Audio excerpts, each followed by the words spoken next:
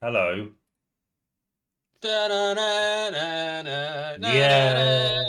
Yeah. Yay. Welcome to our Jurassic Park tour. Yeah, we're talking about Jurassic Park, which was the movie I chose this week because couldn't think of Yes, anything else, and this reasons. one's a classic. You were on the spot a little, to be fair, Yeah. because you forgot about that conversation we had. What was your thoughts? Opening statements. Opening statements is This is only the second time I've seen this film. Really? Uh, Genuinely, yeah. Huh. I recall liking but not loving this film. Okay. But I did watch it quite late in life. Yes. Probably only like 2018, 2019. I actually watched it. Jesus. So all things How considered, did but you to be fair, I didn't watch The Lion King till I was how 18. did you avoid So this for so long? it just didn't happen, That being said, I still haven't seen Die Hard, so I suppose I'm to talk. So it's just how it is. Some films Yeah. you just slip through the net. Yeah, yeah. Well, my experience with this film is much different to yours. I saw this when I was a Yep. kid. I've seen this countless hmm times. It is one of my favorite movies. It's just a really great, fun time that still holds up really, really well. There's some of the effects are a little dated, but I feel really bad saying that because it feels so fucking nitpicky because most of it You is know what? I still very stellar. nearly, I very nearly made a comment about how these days it doesn't hold up as well. But then I was like, it's from '93. It You feels have to like sort of accept that that's a it feels like you know such a cheap it really shot does. And because so it's I don't still think it's the vast I don't think it's a majority of fair thing. this still looks fucking great. It's just every The now the and then it. non the non CG stuff Uh, superb, yeah, and the fact that it's '93 CG yeah. that's why it looks the way it looks. It's Well, just that's how it is. I mean, it's. We get worse shit nowadays sometimes. I still think it looks bloody great. A lot of Yeah, the CG still looks great. Some of the Brachiosaurus stuff, that's the most telling stuff for me. That looks a bit video gamey, but it just. it, I feel bad it's saying when that because it's still great. it's when they're close up that Yeah. it doesn't really work out. The It, CG where they're close up doesn't work out, but CG where they're far off from a distance works fine. I mean, yeah. I mean, I yeah. It's hardly worth mentioning as far as I'm concerned. Yeah, It's just the one major little flaw I have with this that the CG from this film that is 32 years old has aged ever so slightly in certain places. You yeah. know, Like it's not a fair critique. it's. I mention it only because I sort of have to. You don't have to. That's the only real problem I Anyway, have with this. I think it's great. anyway, shall we? Yes. So we open with something big moving through the jungle. And this is I love the way these films do big things moving through dense jungle foliage. Yeah, it's the sound design from this film is like one of my big memories from childhood. Just the sounds and the way things look. It's really weird. It's just it's like Toy Story. It got me in exactly the right time. Hmm. But they're moving something big through the forests or the jungles, and it turns out it's a cage. Yep. And there's all these workers standing around with hard hats, and some chap who is later revealed to be Robert Muldoon, who's the park warden of the titular Mhm. Jurassic Park. He's holding a big shotgun and has a nice hat on, and they're all very tense. They Yep. get this cage on this platform to this presumably pen or paddock, um, and they push it into place, and the workers are doing their thing. You got the push team going in, and we see there's something in there, and it's making noises, and everybody's a bit on edge, and it's looking back at them. And they get the cage into place, and they get this chap called Joffrey to open the door. And as he's opening the door on top of the cage, pulling it up, uh, whatever's in there runs to the other side, the back of the cage, throws itself into it, and pushes it away from the door, allowing a little bit of space for it to grab Joffrey, who's just fallen. And chaos breaks out. They're trying to tase this thing. Muldoon, Shoot her! yes, Muldoon makes eye contact with it's a velociraptor, the big one, as it's Is it though? yeah, Yeah. yeah, uh, He makes eye contact with her, and Joffrey is being munched on and thrown about and killed, and he's, as you say, he's imploring them to shoot her, and we cut to black. I wanna say this. There's a lot of people there not really doing anything while all this is happening. Okay. Like they've got way too many people doing that job, considering. Like we must see maybe 30 people gathered around, but maybe only about 15 of them actually do anything. Well, So one of the things that pops up throughout this film is Hammond saying he spared no expense. yeah, And yeah, he throughout did. this, I'm going to point out that he has cut corners in so many Yep, fucking places, and I don't even yep, think it's malice. I just think he's a bit of a fantasist who thinks everything will basically work out okay, and is living in a bit of a dreamland. And yeah, it may be that they've hired a shit ton of South American construction workers, and a lot of them aren't really needed. yeah. It's good. It's probably the case. But no, it just struck me how many people there were not doing anything. Like if more people had been involved in pushing that container, Yeah, it might not have gone bad. yeah, maybe not, maybe not. I And they mean, had the people there to do it. yeah. See, So I mean, it clearly wasn't locked in properly. no. Because if it had been locked in properly, it wouldn't be able to move Hmm. the wheels on the bottom or whatever. Um, but anyway, the next scene is the lawyer. Yes. He The good shows, guy, you as think, far as this moment's concerned. yes, Gennaro, Donald Gennaro. He shows up at one of the dig sites. Presumably, he's planned to meet Hammond there because it's convenient, but Hammond's had to pull out at the last minute because his daughter's getting a divorce and he wants to support her. He meets the head of the dig site, and they're digging for amber. And Gennaro makes it clear that the investors have gotten really cold feet because they're getting Hmm. sued now for 20 million by this guy. They're very much aware of how dangerous this place could be. Yep. You know, they don't want people getting fucking eaten and instants kicking off left, right, and centre as soon as they open this place to the public because they're going to get the shit suit out. Absolutely. They But I want, mean, he can afford 20 million. He's going to spare no expense. yes, but he can't afford 20 million, once a month. Um, Yeah. Well, and all the fines that come with it.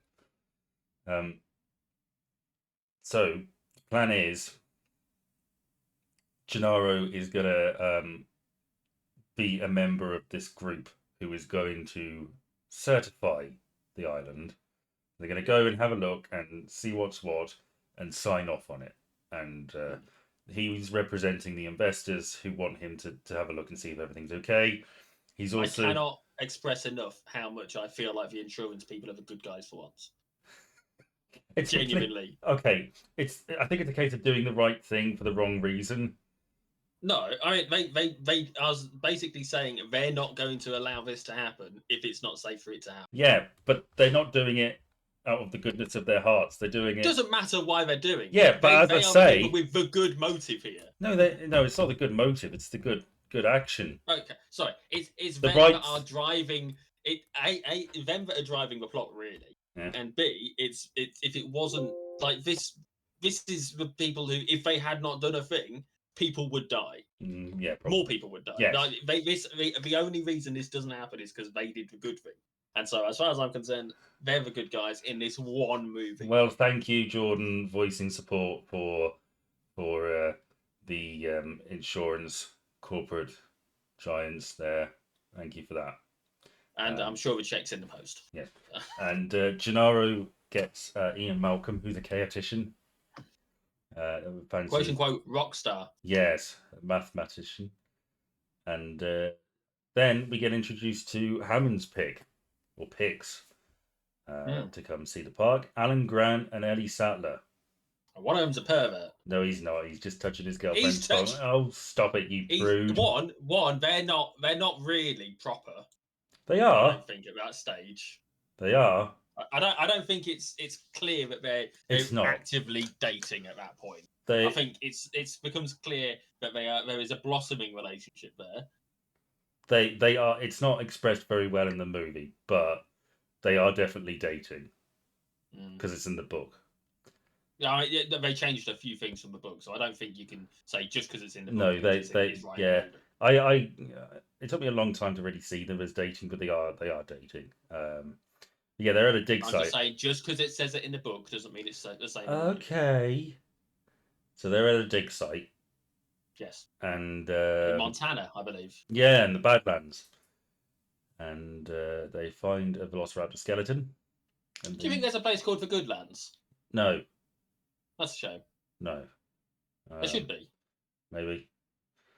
So yeah, they find this skeleton, and then a kid starts being someone's kid who they brought with them. This kid must be so fucking bored, Yeah. just sitting in the middle of the Montana Badlands doing fucking nothing, You know what the cure to boredom is, don't you? scaring the shit out of a child. Well, fear, yeah. Yeah, You can't be bored and scared. That's not. They don't come. They don't come together. no. Which is good because Alan Grant scares the shit out of the kid by explaining how a velociraptor would eat him alive Yeah. with And apparently he could props. have just pulled out his gun.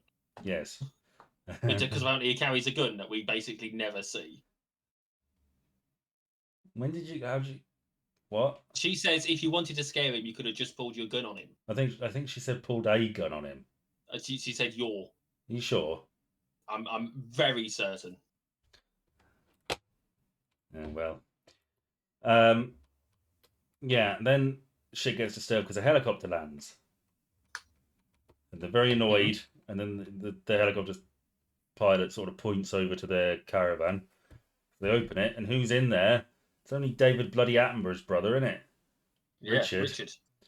Yes, who's popping off a cork of a champagne bottle that they were saving. Yep.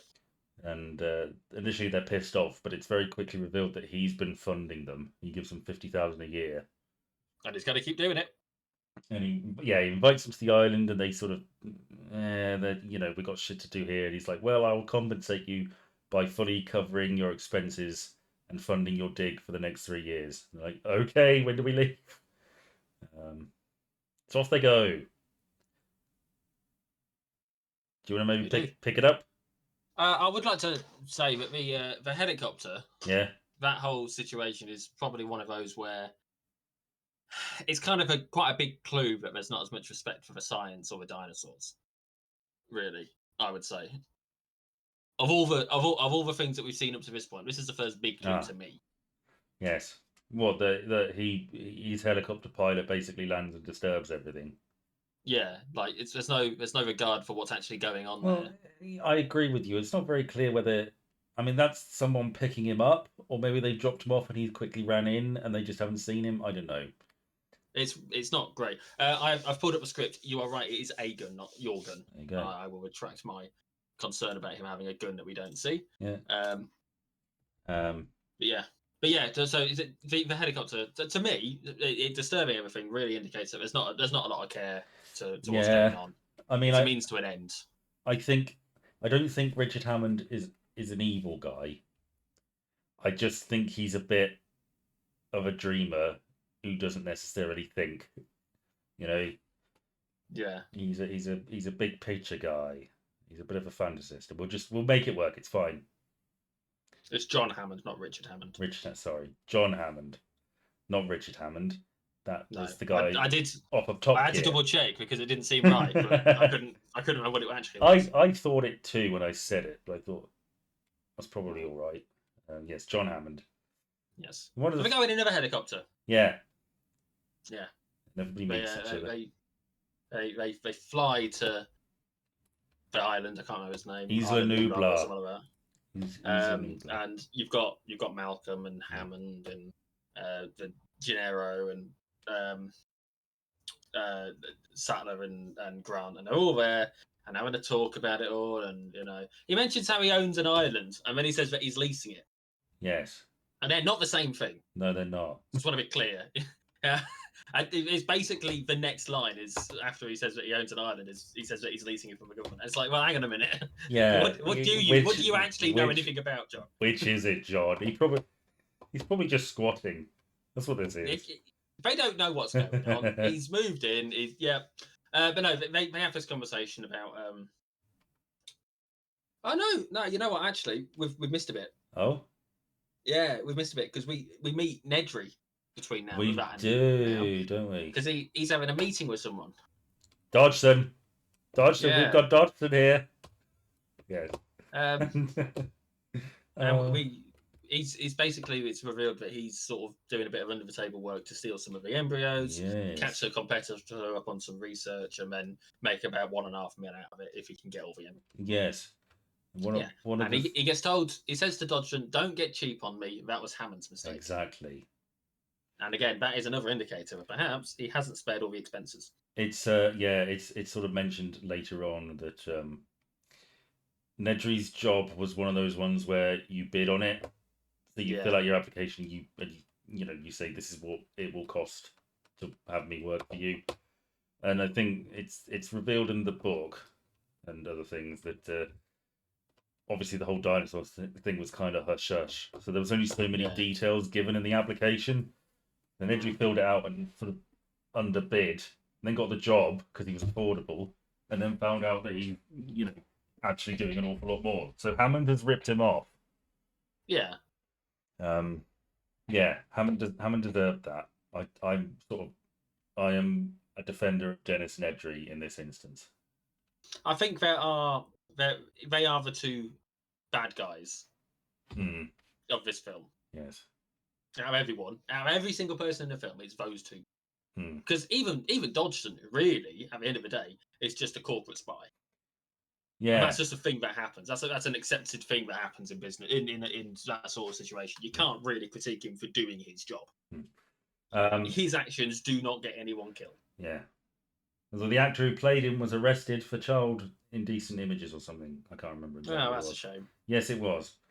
That's probably a shame. That's probably why they recast him when his role was reprised later on. Yes. Mm. So one of the things I want to mention about this helicopter, it's a thing everybody mentions about this film. You probably noticed it or were well aware of it beforehand. Is it that the seatbelts find a way? Yeah, they're two female, quote unquote female seatbelts. Doesn't look like it's going to work. Alan Grant makes it work. Yeah. And that's the whole, all the dinosaurs are female, they can't reproduce, life found a way. Yeah. But on a practical level, this helicopter has messed up seatbelts. I mean, it's implied that he's sat on it or something. They well, talk about that could well be. I can't remember what the wording is, but it could also just be that you got a shit helicopter, John. I mean, yeah. You spared no expense. You got a helicopter that doesn't have proper working seatbelts. So we'll add that to the list, shall we? Yeah, I mean, it's possible. Yeah. Just trying to find the. I've got the script here, so I just want to find it, and see what they actually say. Okay, I'll wait. Oh, you can carry on while I'm. Well, no, because you're going to interrupt me, aren't you? No, I can wait until. Okay. So off they go. They get into the jeeps, and they go through some perimeter fences. And they end up. Ellie picks off a leaf from a bush. And looks over it. Is like, this should not be here. This species of plant went extinct in the Cretaceous period. Why is this here? And Alan's a bit distracted, and he grabs her head and he turns it, and wouldn't you know it, there's a Brachiosaurus right there, isn't there? Oh my god! Yes, and out they get, and they have a good old look, and they're all. I love their reaction, specifically Alan Grant's reaction, because he is like a. It's great because he's at the same time he's like a big kid who's seeing a fucking dinosaur, but he's also like, oh, they okay, so they're clearly not cold blooded, and he's going through all these theories, and it's like, oh, we can prove this shit now. It's like and they ask, John Hammond mentions that they have a T-Rex, and Alan Grant nearly passes out because that's fucking cool. And it's kind of cool. And he looks over at the dinosaurs and and he's clearly kind of speechless, and all he says is, "Oh, they do move in herds," because that's presumably that was a fairly contentious theory, and that's proven it. You've got dinosaurs, and you can see them now. Yeah, I've got the line. Mm-hmm. it's Dr. Grant. You need that piece over here and that piece. Look, we will have landed by the time you get it right. Come along. Yeah, it's not. So it's implied that he's just picked up the wrong two pieces. So it happens sometimes in the backseat of a normal car. Okay. If you get it dodgy, you end up trying to plug the wrong thing into the wrong bit, and it's how it is. So what happens yeah. now? So they've seen the dinosaur. Let me find my.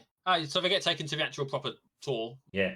Bit to have a proper look around, and they're shown the DNA stuff. They have the presentation, don't they? And John does his bit with talking to the screen that's talking to him. He always got lines he needs to read. It's all a bit corny, but it is 93, so I suspect I don't think this is something he's going to do every time. I think, although I wouldn't put it past him. This might just be something he's putting on for the sake of them. Yeah, well, he talked about it being scored differently and stuff like that. So it's not it's not the final piece. Yeah, and the visitor centre, they're still building parts of it. There's building work going on. Yeah. We find out how these dinosaurs have come to be. They've taken DNA from preserved mosquitoes.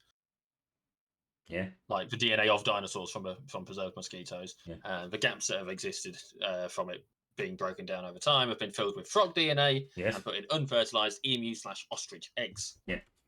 And that's why I hesitate to call them velociraptors. Yes. Because they're not technically velociraptors, they're a velociraptor frog hybrid. Yes, none of these dinosaurs are real. They're not really dinosaurs. They are at the time modern day facsimile of a dinosaur based on what information we had and what DNA they have access to. It is not. Yes, it's what Alan Grant calls them in the third film, which is genetically engineered theme park monsters. Yeah, and it's it's the case. It's true. It's to call them anything otherwise is a lie or misguided. But I'd say lie. Yeah. And then an egg starts hatching.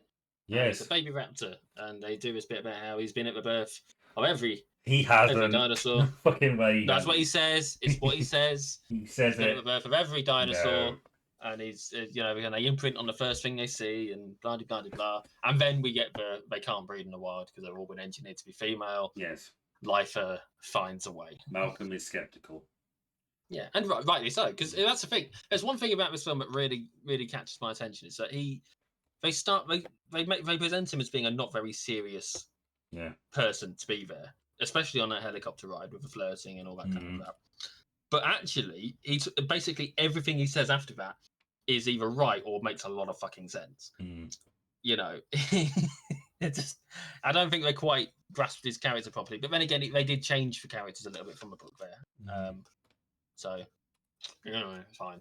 According to the notes on the Amazon Prime talkie thingy that they put the whatchamacallit for factoids on. But yeah. And then Muldoon is there as well. He says something about not. Well, they should all be killed or something. So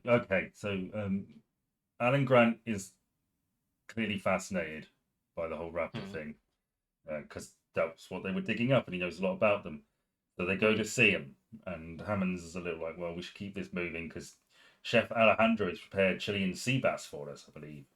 Sounds lovely. They go and see the raptors, though, which are kept in like a pen. And Muldoon is there, and they watch as the cow is lowered in because it's feeding time, and the three raptors in there just rip it apart, and they look on. Because there were 8, but they killed 5 of them. Yes, they moved the big one in, and she immediately killed 5 of them and took over. Yeah. And Muldoon comes in and says they should all be destroyed, and he was Hammond's park warden at one of his places in Kenya. And he explains that they're really fucking smart. They have problem-solving intelligence. They're fast as anything, like cheetah fast.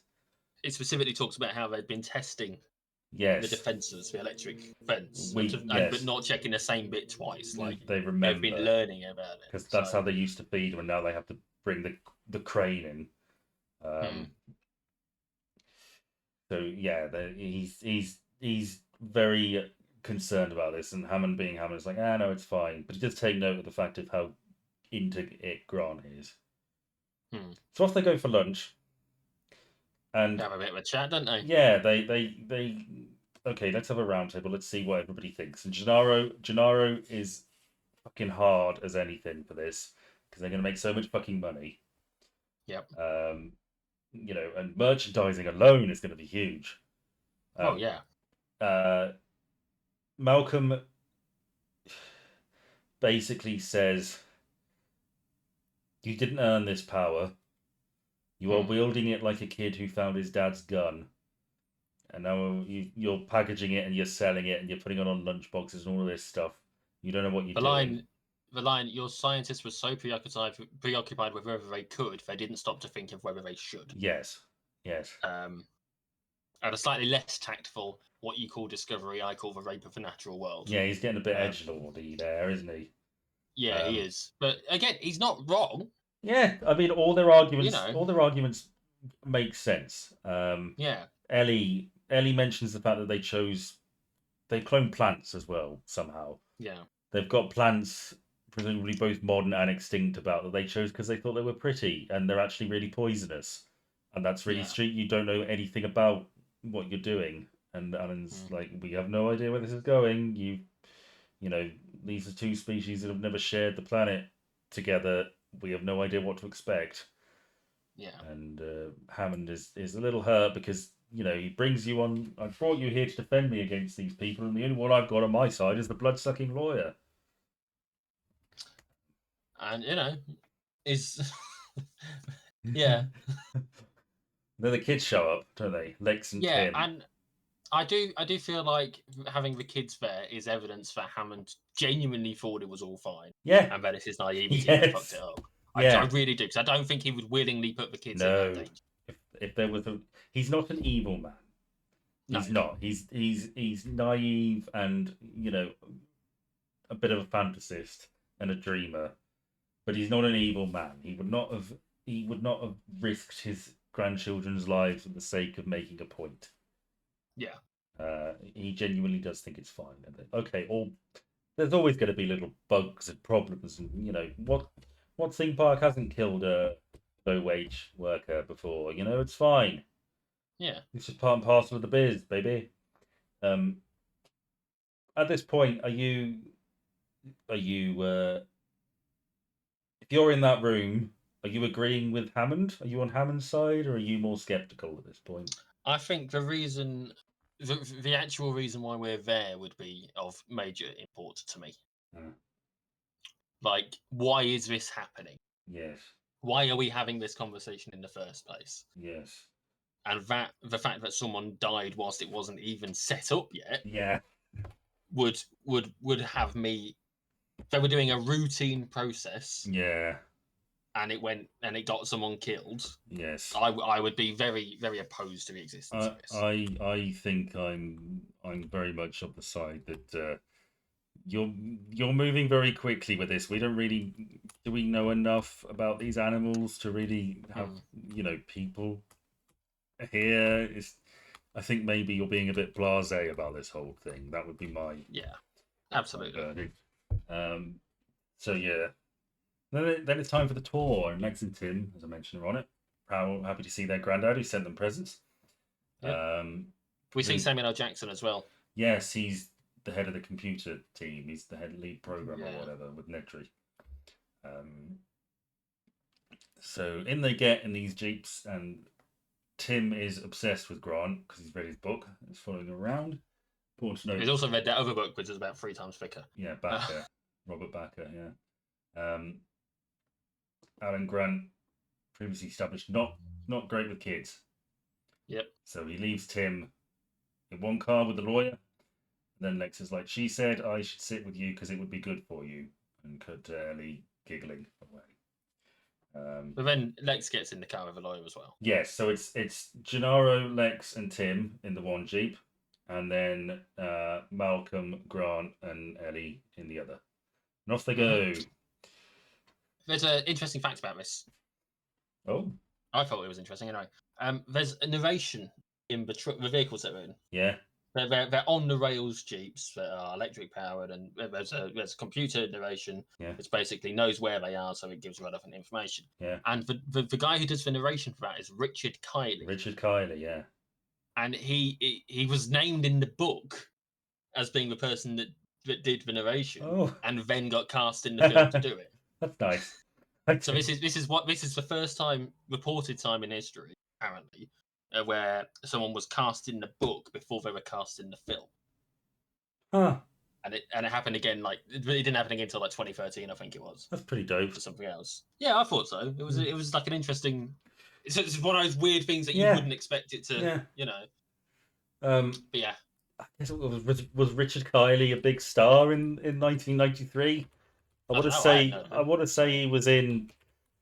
Did he play like Doctor Finley or something? Don't know. Again, I hadn't heard of him before this, so I can't. He was a Broadway star. Can't even bloody He tell. played Don Quixote. I mean, that doesn't really. Yeah, okay. Because the kids fucking love Richard Kiley. Anyway, so they go on the tour, and it's a bit of a bust, isn't it? Yeah, there's no dinosaurs on this dinosaur tour. Well, there's Dilophosaurs, which don't No, show. I mean they Yeah. say, they make a point of saying that we don't really see. Yeah. They're not seeing any dinosaurs. Yeah. So Do you plan on having any dinosaurs on this yes, tour or something? the first stop is the Dilophosaurs. And they're not there. They're chilling out somewhere else. That's one of the problems with having this sort of thing. They don't operate on your schedule. They're probably off sleeping somewhere. But I also want to add another point on the John Hammond doesn't cut corners. They open the doors a little later while the car is moving. Yeah. I'm sort of being a bit preemptive here. Muldoon mentions that he said multiple times we should have put locks on those things. It's issue number 151, I think, on the list. And the Dilophosaurs spit venom. Yep. And they know this. Yep. So people could get out the car and go and have a closer look and get a face full of fucking blinding venom. I'll tell you, while we're talking about these cars not necessarily being fit for the job, Mm. They are on the rails vehicles. Yeah. Like we talked about before. You can't actually drive them anywhere. Yeah. Why do they need a So why the fuck is there a steering wheel? I know. It's literally just in. I know why there is for practical purposes. Right? I get it. They didn't want to destroy the front end of the dashboard of a car for the sake of filming something when they could use it again later for something else. Yeah. Right? I get that. But from an in-film perspective, it makes no sense for that control panel to still be there. Yeah. Especially when you're looking at it being a touristy thing, and they're gonna want space. Yeah. You've cluttered up essentially one of the seats. Yeah, you've made a non-desirable seat that no one's going to want to sit in. I'll tell you why, Jordan. Because he's cut corners. Because it's cheaper, innit? It's cheaper to just rig it up. But it caught my. Just make them drivable. Yeah. Right. Have like an emergency thing where you can make an actually drivable car. Oh yeah, even that. You know, pay for someone. You're sparing no expense. Have a tour guide for one of these cars. Having them drivable means that you've automatically got to get out if there is a disaster, rather than being stuck there, as is and eventually the case. Yeah.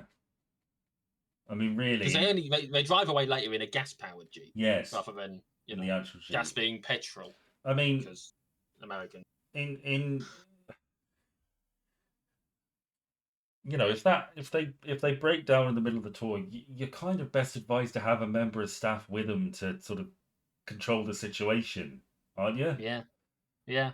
Because otherwise, they're just going to they could get out and start wandering around. If you're not supervising them, what's to stop them from like jumping out the car and going up to get a closer look?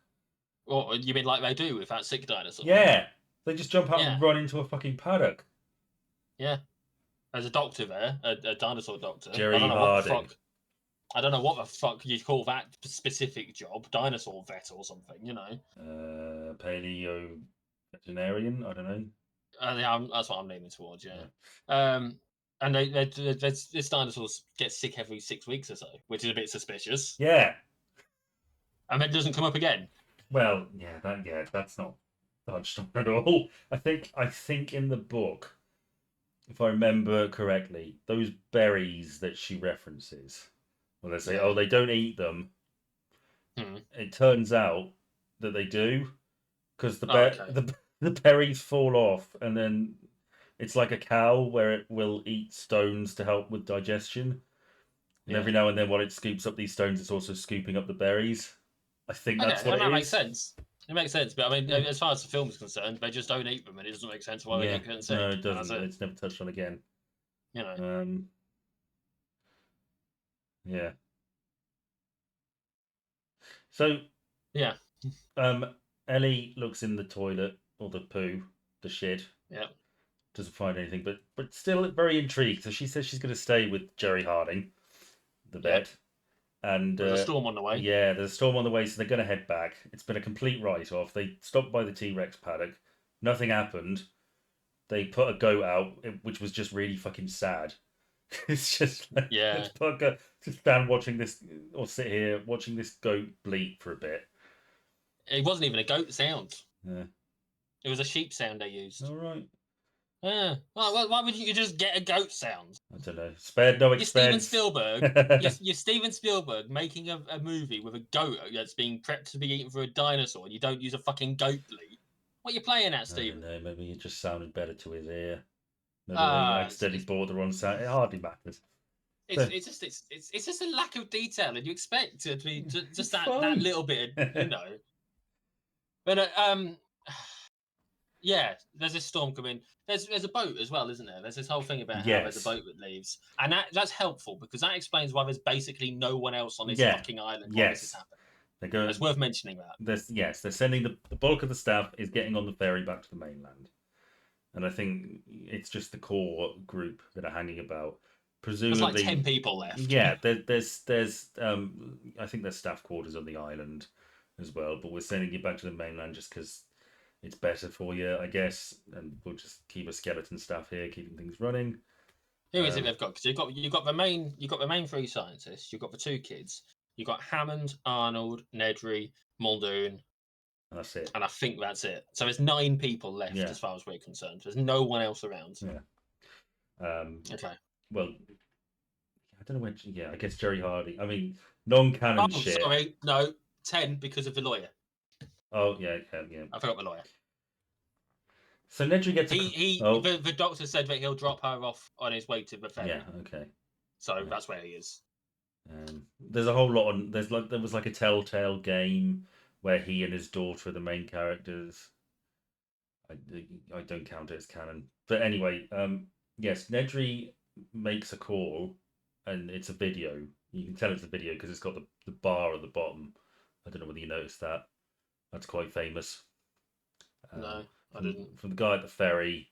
It's like saying, it's pissing it down. We've got to go. We can't give you an awful lot of time. And they're just saying, look, I can maybe do this in 18 minutes. I need at least 15 for sure. It's like, look, no promises. Hurry up. So Nedry puts his plan into action, doesn't he? Yeah, and he gets real suspicious just before he starts it. Yes.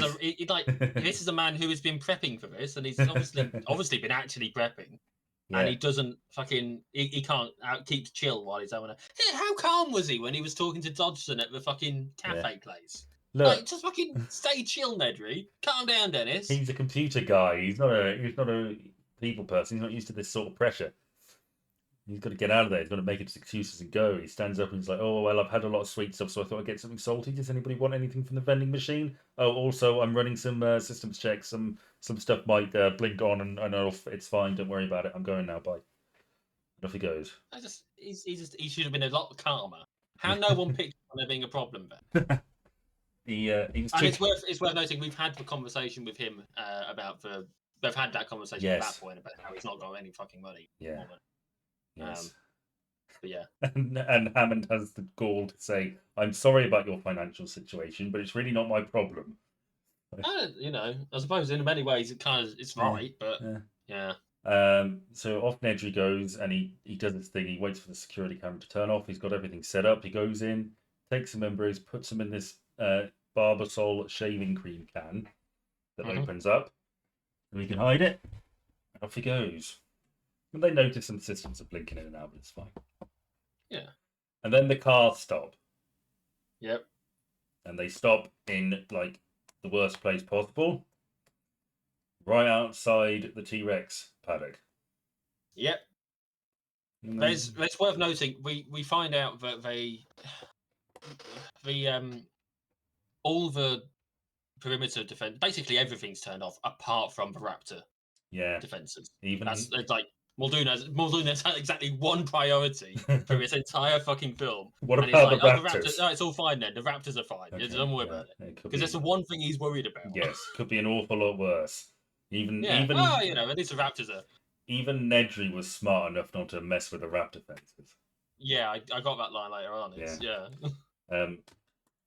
So they're sitting there and they're sort of passing the time, and Tim finds a night vision headset in the bag. I'm reading my notes that I've got here. Sorry. Yeah. Yes, and the lawyer says, "Is it heavy?" Yes. Well, then it's expensive. Put it down. Because he's a lawyer. That's what he thinks. I'm going to read you my 4 notes on the trot here because it's the next part. Oh look, the goat's still there. And then I mentioned the shaking of the ground and the water moving. Yeah. And then, oh look, the goat's gone. Yeah. Oh look, the goat's there. Yeah. Yes. So for anyone who's not aware, the goat is still not eaten. Yeah. And then suddenly, Tim is noticing that something doesn't feel quite right. He can feel something, and he looks, and we can see water tremoring. It's like an impact tremor in the water. It's like how it ripples when something's like nearby. Yes. And then we look back at the goat, and it has gone. And then a bit of a goat lands on the roof. Yes. Dios míos. Mamma mia. Yes. Yeah. And there it is. There's the T-Rex. She's chowing down. There's old Rexy. Yep. And the lawyer shits himself because he knows the power's off. And he gets out and he runs.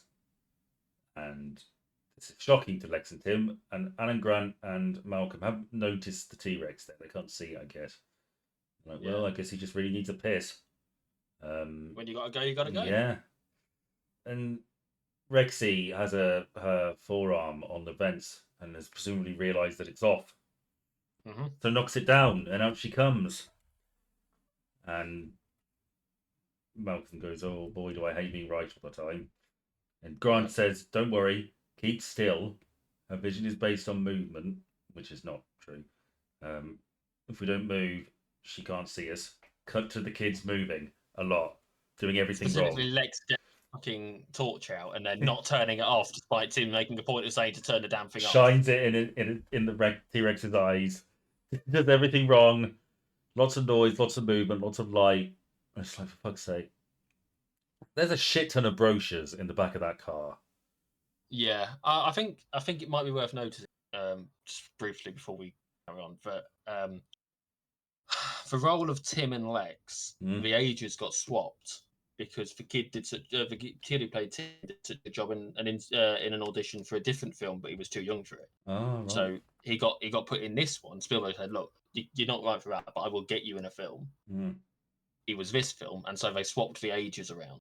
So I don't know how much they updated the script to accommodate that, because Lex, being as much of a pain in the ass as she is at this point, feels like a younger kid thing to do.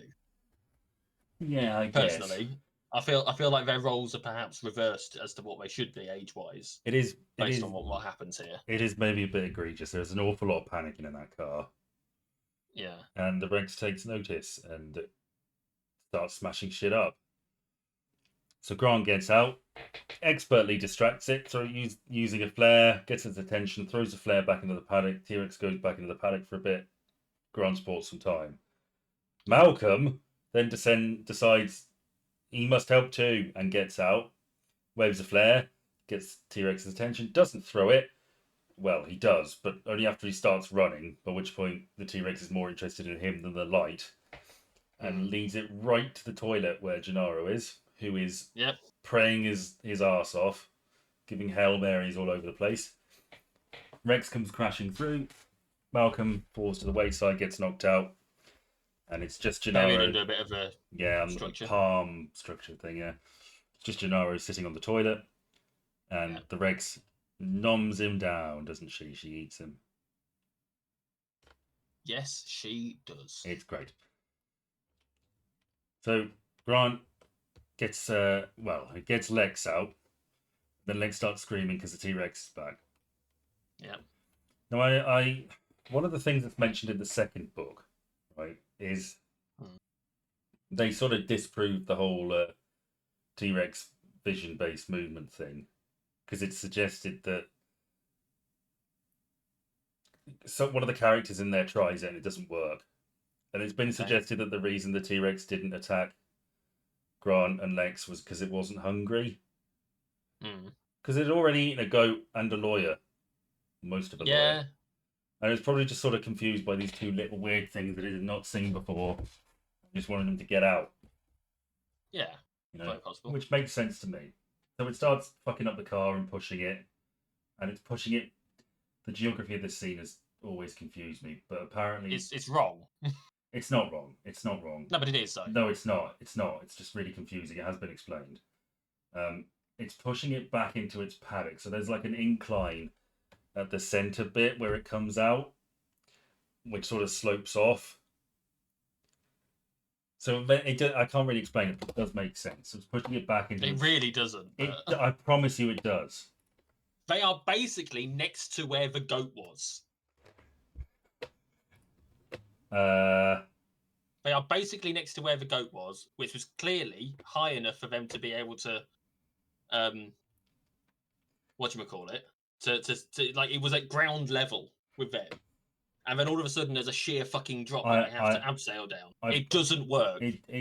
I appreciate where you're coming from. I get it, but it has been explained to me it does work. It's not particularly clear.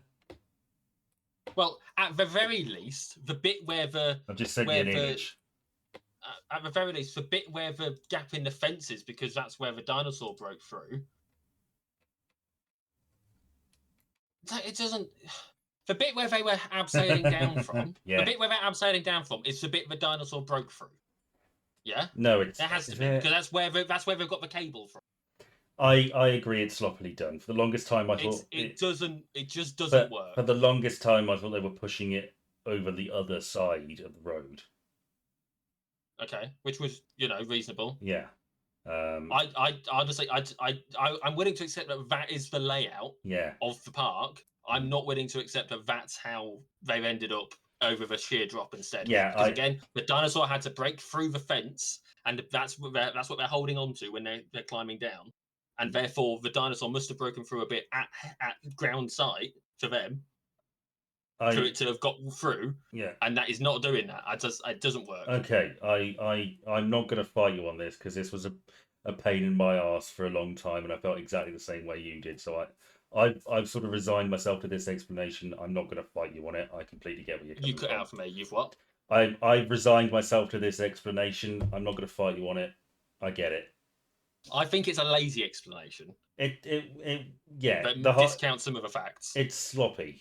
It's a bit. It could be much clearer. Yes. But yes, the car gets pushed back in, and Lex and Alan Grant abseil their way down. And the T-Rex roars in victory after knocking the Jeep off. Yeah, it's defended its territory and killed the lawyer. And destroyed the toilet. Back at the main compound bit, it's gotten a bit hairy, isn't it? Yeah, a bit. They're stressed. Power's off. We can't get hold of Nedry. The phone lines are down. We can't call anybody. We have no idea where he is or what he's done. And Ellie's there, and John Hammond says, "I says to Muldoon, could you go and get my? I wonder if you would be so good as to go and get my grandchildren." Yeah. Muldoon says, "Yeah, sure," because presumably they've worked together for a while. They've got a good, mutually respectful relationship. So yeah, and then he's going with him. Lex or Tim still in the tree? A little bit earlier than this, we get Nedry's conclusion. Oh right, yeah. Yeah, Nedry's driving to the dock. Yeah. Quick as he can, and it's pissing it down because of the storm that we mentioned. Yeah. And he ends up knocking over the sign, so he doesn't really know which way he needs to go because it's got a swivelly arrow on it, which is a fucking terrible design for a sign. I'm just saying. You're not wrong. We'll add that to the John Hammond cuts corners all the fucking time. Poor sign design. The only way I would accept that design is if both routes are acceptable, and they alternate it for the sake of congestion. That's the only way I would accept that sign design, because that would make sense. It would be stupid, but it would at least make sense. I don't know. It's probably just nailed on there, and the nail came loose when he hit it, and now it's all swivelly. I don't think it was intended to be swivelly, but he's hit it so hard he's fucked it up. It's cheap. It's a cheap sign. Yeah. Either way, he doesn't know where to go, so he takes a punt on one of the directions, and he ends up running off the road again because he can't see very well. He can't see the road. He gets slightly distracted looking at something, and he gets stuck. So he gets out, loses his glasses. Yeah. It's like, fine, I can buy more glasses. Yeah. He notices that there's something with him. Yeah. And it's curious about him, but it's pissing it down. He slips, falls. He's like, oh, fuck's sake.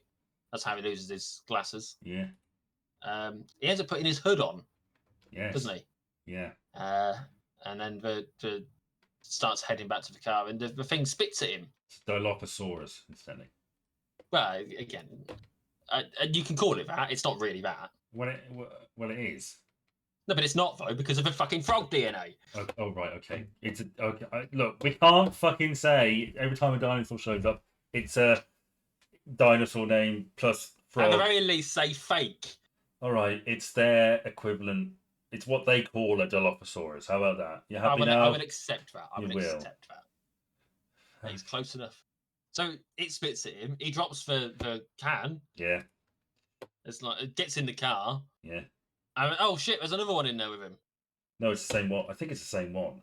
I think. Is it? I don't know. I'm not too sure. I could be wrong. My impression was that it sort of jumped in, but I probably. I assumed wrong. one got in. I assumed one got in before while he was pissing about with the other stuff. I suspect you may be right. Because it would have had to go past him. Yeah. From where it was standing, but we don't know. It could be one. It could be two. In the book, I don't want to keep saying that, but this death is fucking brutal, famously brutal. So the Dilophosaurus, their Dilophosauruses are like much bigger, like they're taller than Nedry, and it spits in his face, then it disembowels him, and he falls down in the dirt, and it picks him up by his head with its jaw, and is like crushing his skull, and his narration is just like, please let it end, please let me die soon. It does not hold back. This is more family friendly. Yeah, for the most part. So, time to get Tim out of the tree. Oh, and the embryos are lost. They're getting buried under. Yeah, I don't like that shot because it led to an awful lot of people saying, I'm of an age where I was remember Jurassic Park for speculation, like what Jurassic Park 4 was going to be like, and there was an awful lot of speculation it was going to center around retrieving these embryos. That was what? Sorry. There was an awful lot of speculation that Jurassic Park 4, the plot of it, was going to center around the embryos. Okay. In what way? How was they going to center around that? That there was going to be a team that went to get it. Okay. You mean that jar of embryos that we got told only had a 36-hour cooling? Like, what a ridiculous fucking... Someone's going to try and find that can in 30... If that's a bullshit, stupid idea that anyone would come up with that as a film. Yeah. Tell me about it. I had to deal with that on the internet. Seeing people talk about that, how that was going to be the thing. Oh, fucking... you didn't have to deal with it. I did. I had to fucking deal with it. I had to deal with it. I was forced to. Okay, well, like I am actually forcing you to at least quote unquote Dilophosaurus. So quote unquote T-Rex, quote unquote Velociraptor. So where were Tim's in the car. Oh yeah, Tim's in the car. So Grant goes and gets him. Is this scene where I would question for purpose of a steering wheel? Just to be clear. Yeah. This is what made me think, hang on, that shouldn't work, let alone be there. I had it a bit earlier when they were getting out to see the Triceratops. Yeah, it's only because he moved it and it actually caused a problem. Yeah. When actually that would be really fucking stupid. Yeah. To have that working properly. Yeah. Yeah, but no, he climbs in. He helps him get out for the car, doesn't he? Yeah. And they start climbing down, and then they start climbing down a lot faster because suddenly the jeep's falling Mm. because of the tire moving and it upsetting the balance that it had found. Yeah. Another example of how maybe you shouldn't fuck with nature. If you upset the balance, things start falling down. Yeah. Okay. Not something I made a note of. Something I've just come up with now. Sounds it. So they get on the floor. They get back to the ground, and everything seems okay. And then the car falls out of the tree and falls on them. They're Yeah, back we're in the back in the car. car. And went all Buster Keaton. Hmm. And then Muldoon and Ellie show up, don't they? Yep. And they're looking around, and we get such a great pair of lines where they're looking in the wreckage of the toilet, and Muldoon goes, "I think this was Gennaro," and Ellie goes, "I think this was too." They're standing like 6 feet away from each other, which is lovely. And And Malcolm comes too. yeah, they find Malcolm, and he's clever boy. He's put a tourniquet on. I thought they were putting it on him. I No, I think he did. I thought she was saying something about having to put one on him. No, I think they found him and noticed. Oh, he put a tourniquet on. That doesn't make much sense because he was still half buried under the stuff. Well, he must have come to for a little bit. I don't know. So they get him in the van, and they're still looking around, and they're about to go, and then Ellie notices that the other car, is down the hole, down the canyon, cliff, whatever.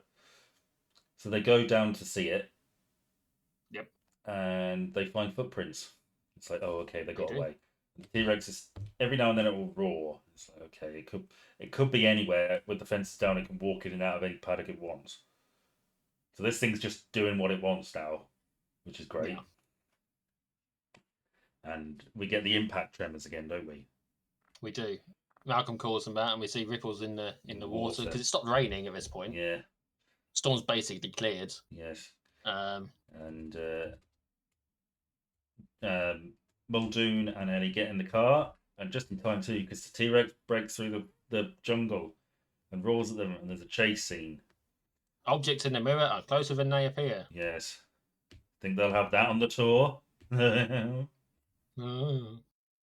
They just managed to escape despite Malcolm leaning back too far and stopping Muldoon from changing gear.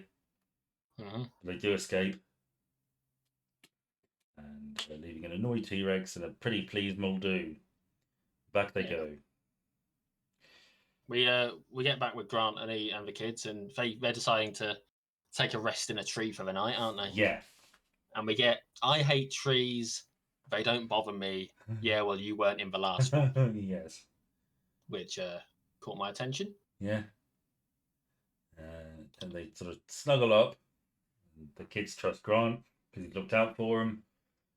Tim tells a few jokes, and they're like, "What do we do if the dinosaurs come back?" It's like, "Well, I'm going to stay up all night and I'll keep a watch out." And he throws away his velociraptor claw. Yep. And that's that. Which is like the only thing he's got to defend himself with. Yeah, I was thinking, just to be clear. It's something, you know.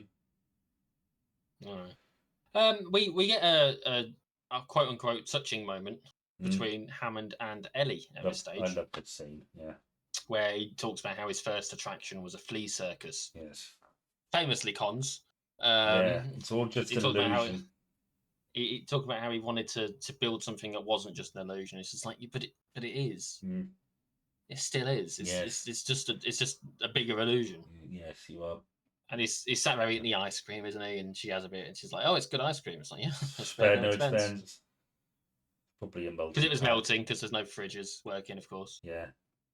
Yeah. Of course, the thing about ice cream is if it melts, it can freeze again. Yeah. Like, I don't know about you, but as long as it doesn't get hot. He's sad. He needs some ice cream. Yeah, but not that much. Jesus. No wonder he's already dead. But yeah, just playing to the whole. Yeah, this whole thing was a fantasy, was a dream. He was trying to tame nature. That's what this film is. It's man playing God, I guess, to an extent. It's man trying to tame the untamable. And there's nothing that represents the ferocity and uncontrollable nature of nature quite so blatantly as a fucking T-Rex. Yeah. And Yes, they didn't know the first thing about these animals. They were surprised to learn that Dilophosaurus could spit venom. Um, Mm, which you caused know. all sorts. In the book, they had a river cruise that went through the Dilophosaurus paddock, and they found out they could spit venom. I was like, okay, maybe we should not do that. Grant stumbles across the wild eggs. Yes, he does. It's like, oh shit, maybe because of some frogs in West Africa that Yeah, have been known to switch from female to male in dire circumstances where they can't breed. yeah. Blah blah blah blah. Probably. Again, frog DNA. Yeah. Henry Wu probably should have thought that, shouldn't he? The doctor who was in charge. Yeah, Uh, that's a flaw, isn't it? Fuck that up. yeah, it's one of many. Yeah. We get open shirt Malcolm at this point. Yes, lying back all The, sexy like, and the famous shots of him yes. actually just because he doesn't do an awful lot after he gets attacked, really, does he? No, when He sort of no, he he basically doesn't. lays there. Yeah, they have a discussion But about what they're going to do next. there's two main options, isn't there? There's the Yeah. lysine contingency, Yes, which which is let it play itself out and they'll eventually just die. which is okay, which is not, which doesn't. That's going to take a while, isn't it? Well, you'd think so. I don't know how regularly they need the stuff. Well, if they're giving it to them every day, it's an inevitability. The Yeah, lysine contingency is already in effect. yeah. But he doesn't want them all to die, Hammond, does he? No, because he still thinks He he wants can to. recover this.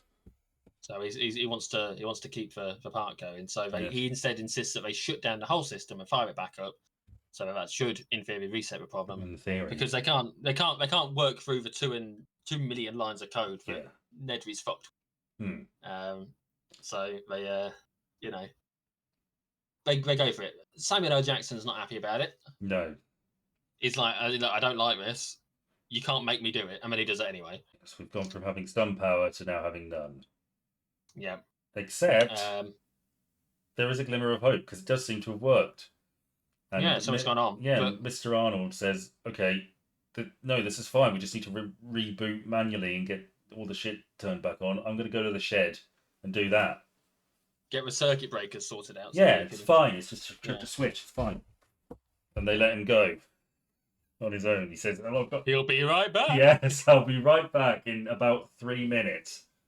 Yeah. And yes. And he doesn't come back, so God Sattler's knows like, how yeah, long. I'll go. Yes. Sattler's like, yeah, I'll go sort it out. Muldoon grabs a gun to go with him. Why the bloody Hammond's like, well, maybe I should go. Yeah, and she says we can discuss the implications of sexism in survival situations when I get back. Why the fuck didn't Muldoon go with Arnold? I don't know. I will just say it's sort of crazy how the emergency bunker and the circuit breaker room thing are both basically right next to the raptor cage. Yeah, you can't. Yeah, I mean, why is the emergency bunker room any distance away from the main working area in the visitor centre? Maybe it's not actually that far away, and it's just because it's on the other. We're coming out the back end of it rather than in the front, and it just looks weird. You should go down a flight of stairs or a ladder and just have all that shit down there. But hey ho. Yeah, this is where we get Muldoon making the point that even Nedry didn't mess with her. He knew better than to mess with the raptors. Yes, because again he did. It's the one thing he didn't fuck with. Yeah, because he got it. He understood. Yes, they walk past it and it's all torn up because they've gotten out. Yeah, and that's fucking terrifying because they're in the wood or the jungle somewhere, and off they go walking down, and they can see the shed. It's in sight, and Ellie says, "We've made it. This has been easy. We'll just go. We can make it." And Muldoon says, "No, we can't make it. We're being hunted." And he tells Ellie to just run. He's going to deal with it because there's a raptor right in front of him.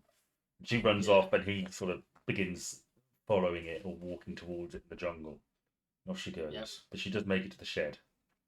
She does, and she even makes it eventually to the to the thingy to turn the power back on. Yeah, after John Hammond gives bad directions.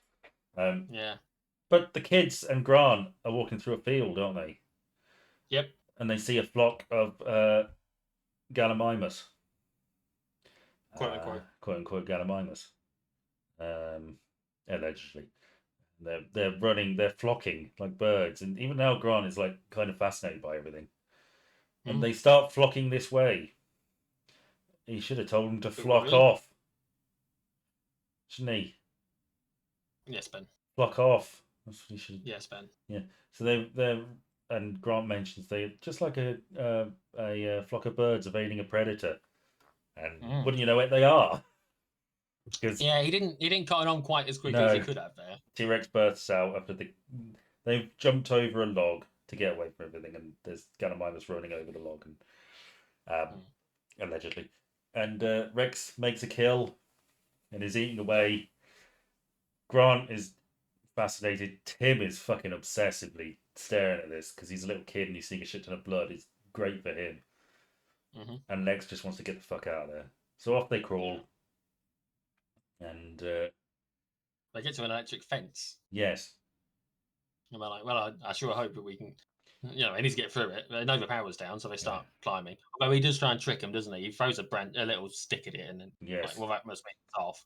Grabs it and pretends he's getting shocked to freak him out. It's a little moment in his development. He's getting better with kids. He's making little jokes for them. Isn't he? Yeah. So they climb over. Yeah. And I sure hope they can get back before we get back down the other end before the power comes back on. Yeah, I shot. Oh wait, there's a light turned on. What's that all about? Cut to Oh Ellie. no! Don't panic, Tim. Yes, Ellie's in the bunker like Hitler, and she's turning on all the. She's figured it out. She's pumped up the charge. She's pressed push to close, and she's working her way through all the buttons, which are turning on the individual fences again. That's an odd detail for you to remember. That it's a push to close. It's just the aesthetics of that scene have always stood with me, even when I was a kid. Yeah, okay. I don't know, just the layout of everything, the console, just that sort of, I don't know, it just stuck with me. It seems odd to me that the electric fence is so far down the list of bloody buttons. The perimeter fence, yeah. I just want to say, they make a point of they're saying that there's 50, what is it? 50 miles of perimeter fence. And that's not actually that much fence. When you think about the perimeter is the circumference, like, you could have a 20, you could have a 15 length, 10 width square, and that would be 50 miles, right? And okay, yeah, fine.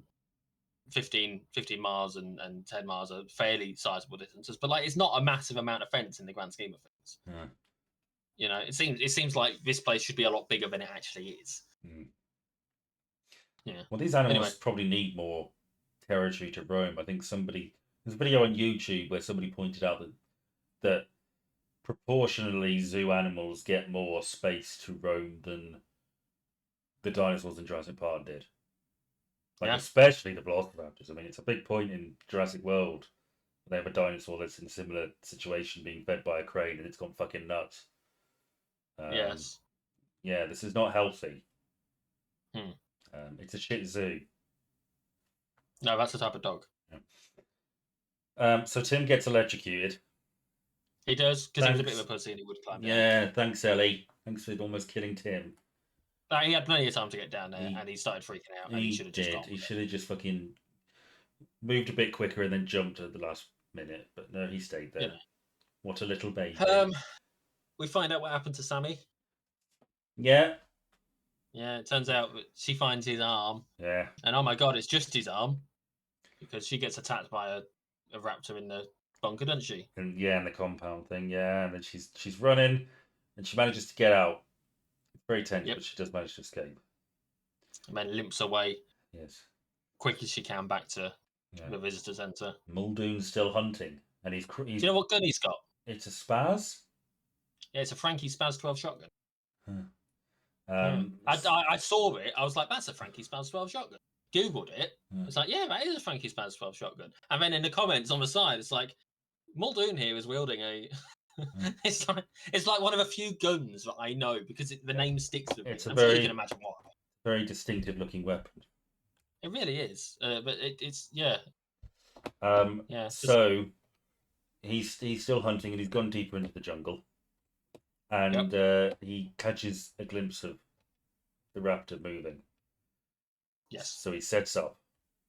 It's worth noting this scene plays out exactly how Yes. Grant described it at the start of the film. Yes, Grant at the start of the film says that you see as he's tormenting the kid, suggesting that the kid would see a raptor in front of him and wouldn't notice the ones at the side that would actually do the killing. And wouldn't you know it, that's exactly what would happen. Yep. And Muldoon is prepping and taking his time. He's about to take a shot, and then the one I assume is the big one pokes her head through, and he looks at her, and he says, "Clever girl." And he turns to try and shoot, but it's too late. And then it goes through his neck like a lion, which is opposite to what Grant said would happen. Well, I just wanted it's worth. I just wanted to point that's that out. that's proof they're not real dinosaurs.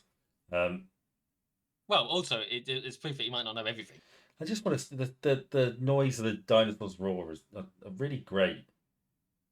You know, I love the way everything sounds. One of the bits with the T-Rex, I think when it was eating the whatever it was out in the field. Yeah. Apparently they used the sound of a Jack Russell with turning into a toy. Doesn't surprise me for that. Because there was all sorts of Foley comments in the Amazon. Yeah, they put like there's lion in there. Obviously, there's some. I think they put walrus in there or leopard seal or something like that. But it sounds great. It sounds really fucking great. So the kids get dropped. Oh, sorry, go on. Yeah, I was about to say the kids are having some food. Yeah. Yeah, and we get this wonderful look of fear on Lex's face while she's eating the jelly. Yeah, she does fear well. Yes. She doesn't do a lot in this film. Yeah, but she does fear well. Yeah. And they do a runner into the kitchen, don't they? And close the door behind them. And Ellie's there with Grant and the others, and she says, "Well, one of the raptors is trapped in the electric shed, unless they figure out how to open doors." And those raptors took that personally. It's not a difficult thing to figure out if you're a somewhat smart animal, though, is it? Yeah, it's really not. Because the handle's like right there. Yeah, you're gonna catch. A dog could do it. My dog could open his little cage bar thing. Yeah, you see something long enough. If you have the capacity to learn, you learn how to do it. Yeah, well, they figured that out. Now they're in the kitchen. Yeah, going to make an omelette next. Yeah, so they're strolling around, and there's a tense scene. Oh, it's worth noting. Now there are two of them. Yes. Yeah. So okay, so this is the big one, and the other one that dealt with Muldoon. The other one is still locked in the shed at this point, but will make another appearance. So they're hunting the kids. They know something's in there because they've smelt it, but they don't know what. Yep. And Lex distracts it. One of them from attacking Tim. It ends up sort of running into the. It must be the big one. It runs into the one of the cabinets and sort of gets disorientated, knocks on the floor. Tim makes a break for the freezer. Raptor follows him. The pair of them end up locking it in there. They get out of the kitchen. They're quite weak, these raptors, aren't they, really, actually? When you think about how the kids were able to slam it in there. I suppose if maybe the floors... Well, no, the floor can't be that icy because it's all melting, isn't it? So, well, even so, it's like you can't really get a grip. No, I don't know. So they could get a grip to push. The raptor really couldn't. They've got forearms strong enough. The raptor doesn't. I don't know. I'm not convinced that they would actually survive that, but it's a movie. I'll allow it. So they bump into Grant and Ellie. Grant's got a gun. Frenchie Spaz 12, as you pointed out. And it's like, where is it? It's in the kitchen. So off they go, and they go into one of the computer rooms, don't they? Yeah, they go back into the secure bunker room. Yeah. But it's not very secure because the power's out still in that room. They've not reset the security in there. Yeah. So Ellie goes to sort that out while Grant holds the door shut. Hmm. Oh, he does fire the shotgun at one point, and then the marks we see on the glass that he shot at aren't shotgun marks. No. They're pistol marks. So and he jams the gun. Yeah. So he he has to push. He has to hold the door. So Ellie goes to help him. Yeah, and helps in the least helpful way possible by putting all the force against the worst part of the door to do that. Yeah, but you don't want to get too close to the opening, really, because No. that's where it's going to get you. Tim And then, could have been sorry, go on. useful. Tim was Yeah, not useful at all. Could have maybe, handed the gun to Ellie or Grant and let them kill the raptor. No, too busy panicking. Everybody's panicking. I'll sort of let them get away with that because everybody's sort of stressing the fuck out. And Lex does her hacker shit because she knows how to yeah. use Unix. She uses a computer mouse. Yeah, yes. That's it. That's all she fucking does in But this. that's exactly what a kid of her age would describe as hacking, though, wouldn't it? I just want to. My note says, I suppose back in '93, using a computer mouse probably was hacking. Yeah, yeah. It's exactly what someone her age would describe as hacking. She probably thinks of herself as a hacker when really she just knows how to use a computer at a time when the average person was very mistrustful of them, I guess. Grant certainly is. Yeah, because they thought they were possessed by ghosts or something. Oh fuck no. And I didn't like him either Yeah, because every time he touched one, it went break. yeah, That's the thing. When everything shuts down, he's like, "What did I touch?" yeah, yes. Mm. They get the door. They get everything back online. Legs has done it, Yeah. and the doors, the locks work. Doors locked. Yay, we did it! Oh my god, it's coming through the glass! Bang, bang, bang. Yes. Guns jammed up in the roof, scooting along. Oh no, Lex has fallen out. Stunt woman, you almost certainly know this. She looked up in that scene where Lex is hanging, Yeah. and they had to digitally add the Lex actress's face to the stunt woman's body, which I'm sure Well, was stunts are annoying. only expensive for CG. Do you know they wanted to do this in originally, conceptually, they planned to do the dinosaurs in stop motion, Christ. but then they saw what CG was capable of at that ILM. point. Yeah, it had not been Yeah. used a great deal in movies before that, um, and they saw what it was capable of, and they were like, "Yeah, we've got to go for this." And that It's only line, because of that it's only line, because of this that we ended up with the prequels when we did yeah, Star Wars prequels. yeah, that line where it's after they see the brachiosaurs and they go to the visitor center, and Ellie asks Grant, "What do you think of all this?" And he says, "I think we're out of a job." And Malcolm replies, Mm. "Don't you mean extinct?" That was an Yeah. actual conversation that happened with the stop motion people. Yes, I did know that. Yeah. Again, those factoids on there. Yeah. So they're in the roof and they come down onto the big sort of skeleton setup of the T Rex attacking the. What is it? Is it T Rex and a Brachiosaurus? I can't remember what it is in the main I lobby, don't the know. main atrium. Well, there's some dinosaur bones. And they end up getting on the bones, and the raptor jumps, and it's on a bone, and then everything falls and they land on the floor. It's a big mess. Yep. So it's our human characters, Lex, Tim, Ellie, and Grant, sort of huddled up, and the big Mm-hmm. raptor, and then the other raptor that has managed to find its way out the shed. They're staring them down. The big one, well, the other one is just about to jump, and then the Rex gets it, and it's Oh great. my god.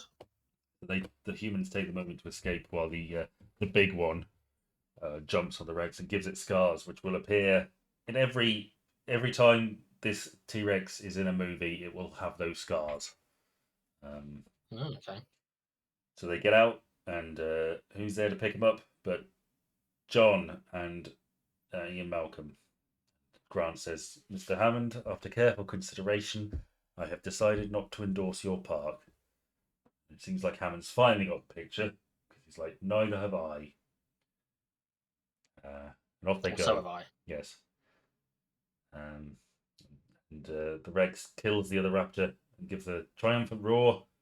And our human characters get in the helicopter and off And they the fly. dinosaurs lived happily ever after and were left alone forever and ever. Yes. Do you know Gennaro was The like an end. action hero type character in the book? He lives You and what? Malcolm dies. Oh yeah. Yeah, Yeah, I did. really good. Again, factoids in the thing. Yeah. I've not read the book. I don't need to. Hmm. So off they fly. The end. Yep. Everyone's happy. I still really like If they're this still movie. alive. It's still great. Yeah, that's fair enough. Do you like it? I don't dislike it. It's a fine film. It's not, I don't have the emotional connection to it that you have. It's a good film. That's it. That's as far as I'm concerned. That's all it is. Okay. Whereas again, because I watched it later in life, and you have grown up watching it repeatedly and having that fascination with it from a younger age, you are going to have a more emotive response to it. Well, That's just how it works. in part, Psychology. yeah, but I still think it's a great film. Yeah, and that's fine. As I said, I don't feel as strongly about it as you. Well, there we go. It's Well, your turn now. What comedy my film turn. have you lined up for us to watch? Well, I've actually opted to go with a Vietnam film. What the fuck? Is it a Yep. funny Vietnam film? It's 2008's Tropic Thunder. Oh, of course it fucking is.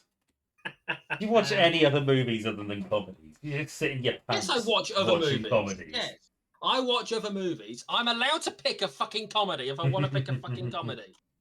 Yeah, of course you As simple are. as that. I begin to take a little umbrage when you pick nothing but comedies. Look, if you're picking something that isn't a comedy every other week, then I'm watching a non-comedy every other week, aren't I? It's just the way it works. Okay. You didn't really pick up on it properly until it got to a point where you'd picked a comedy as well. I know, but you nothing but comedy. Yeah, because I want to laugh. Okay. All right. This was on a list of 3 I was going to describe to you in different ways.